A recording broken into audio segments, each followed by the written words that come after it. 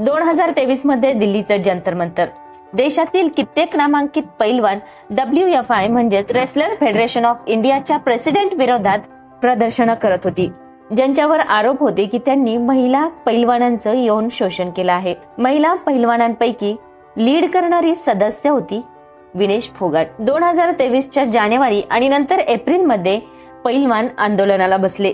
1 महिन्यापेक्षा जास्त हे सर्व चालू होतं। यात एक फोटो तीव्रतेने व्हायरल झाला। हातात तिरंगा घेऊन एक महिला रेसलर धाय मोकलून रडत होती, जिला कित्येक पोलीस कर्मी रस्त्यावर खेचत होते।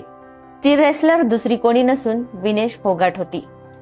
या सर्व गोष्टी सोशल मीडियावर पाहिल्यानंतर काहींनी खूप हळहळ व्यक्त केली तर काहींनी ट्रोल केलं, हे म्हणून की यांचं करिअर संपलेलं आहे। परंतु या कन्येने हार मानली नाही। ती आपल्या स्वप्नांना घेऊन ठामपणे उभी होती। संधीची वाट बघत आणि ती संधी आली। 2024 पॅरिस ऑलिम्पिक 2024, जिथे विनेशने आपल्या प्रदर्शनाने त्या प्रत्येकाला सनसनीत उत्तर दिलं। पूर्ण देश आज तिच्याबद्दल चर्चा करत आहे, तेही गर्वाने।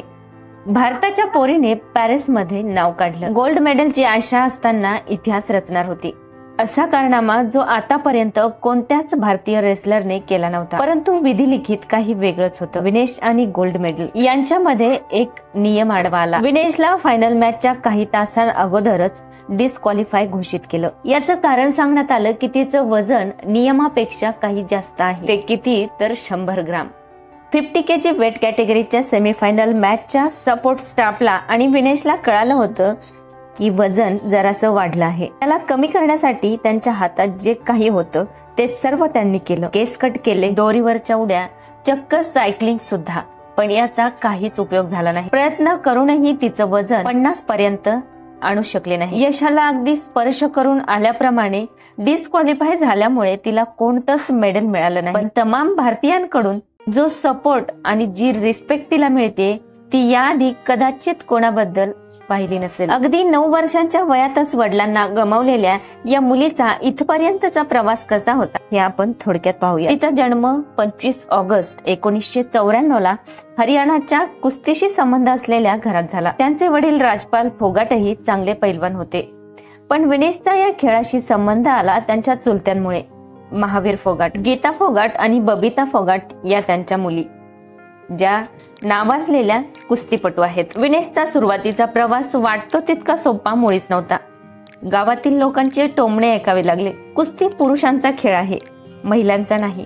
परंतु महावीर फोगाट यांनी मुलींसाठीचे जे स्वप्न पाहिले होते त्यापासून थोडंच ते मागे हटणार होते। वडिलांच्या पश्चात विनेशचा पूर्णतः सांभाळ त्या आई आणि तिच्या काकांनी केला। ज्युनियर लेव्हलवर विनेशने चांगल्या प्रकारे यश मिळवलं आणि 2013 साली दिल्लीमध्ये आयोजित एशियाई कुस्ती चॅम्पियनशिप पासून विनेशने इंटरनॅशनल करिअरची सुरुवात केली। फ्रीस्टाईल 52 kg मध्ये विनेशने ब्रॉन्झ मेडल जिंकलं। कॉमनवेल्थ कुस्ती चॅम्पियनशिप मध्ये तिने सिल्वर मेडल मिळवलं आणि कॉमनवेल्थ गेम्स 2014 मध्ये 48 kg कॅटेगरी मध्ये पार्टिसिपेट केलं आणि गोल्ड मेडलवर कब्जा मिळवला। इकडे एशियन गेम्स मध्येही विनेशच्या नावी ब्रॉन्झ मेडल राहिलं। विनेश फोगाटने इथूनच कुस्ती जगतात खऱ्या अर्थाने दबदबा बनवण्यास सुरुवात केली। 2016 मध्ये झालेल्या रिओ ऑलिम्पिक मध्ये तिने 48 kg कॅटेगरी मध्ये पार्टिसिपेट केलं, पण क्वार्टर फायनल मध्ये तिच्या गुडघ्यांना दुखापत झाली।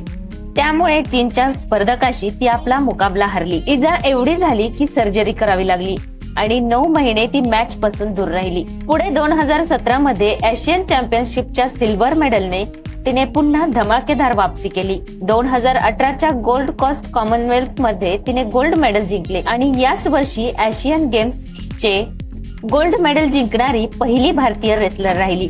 2019 पर्यंत तिने आपल्या वेट कॅटेगरी मध्ये बदल केला। तिने 53 kg मध्ये खेळणे सुरू केले। एवढे सगळे मेडल जिंकले आणि आपल्या कॅटेगरीमध्ये जगातील नंबर 1 रेसलर बनली। एवढ्या सगळ्या उपलब्धीनंतर टोकियो ऑलिम्पिक मध्ये तिच्याकडून मोठी अपेक्षा होती। मेडल एकदम पक्क बनलं गेलं, पण पुढच्या राऊंड मध्ये ती समोरील स्पर्धकाशी हारली। त्यामुळे मात्र ती इथे मेडल नाही आणू शकली। त्यानंतर तिने सांगितले की ती चांगल्या शारीरिक आणि मानसिकतेत नव्हती। ऑफिशियल इंडिया किट न घातल्यामुळे तिला WFI ने सस्पेंड केलं। तिने 2022 मध्ये पुन्हा वापसी केली आणि सेमी फायनल मध्येही एंट्री केली।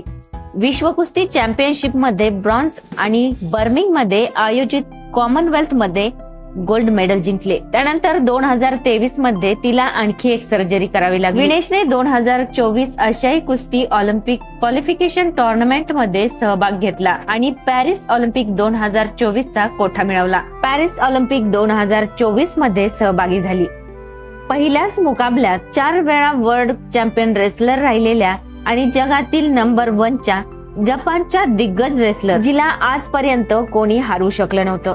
पण तिचे तमाम रेकॉर्ड्स विनेशने फिके पाडले. पुढे विनेशने क्वार्टर फायनल मध्ये आपलं स्थान पक्क केलं. आता वेळ होती ती सेमीफायनल मॅच जिंकून मेडल पक्क करण्याची. तिच्या समोर होती क्युबाची युसनेलिस लोपेन्स. भारताची ही स्टार रेसलर थांबणाऱ्यातली थोडी होती. तिने सेमीफायनल मध्ये एकतर्फी यश मिळवलं. क्युबाच्या रेसलरला कुठेच पॉइंट न देता विनेशने हा मुकाबला 5.0 ने जिंकला. या यशाने ती कुस्तीच्या फायनल मध्ये पोहोचणारी पहिली महिला ऍथलीटही बनली आणि भारतासाठी आणखी एक मेडल सेट केलं. आता सर्व देशाला प्रतीक्षा होती ते 7 ऑगस्टच्या रात्रीची. परंतु त्याच दिवशी सकाळी असं काही समोर आलं जे ऐकून प्रत्येक जण दंग झाला. विनेश डिस्क्वालिफाईड झाली होती.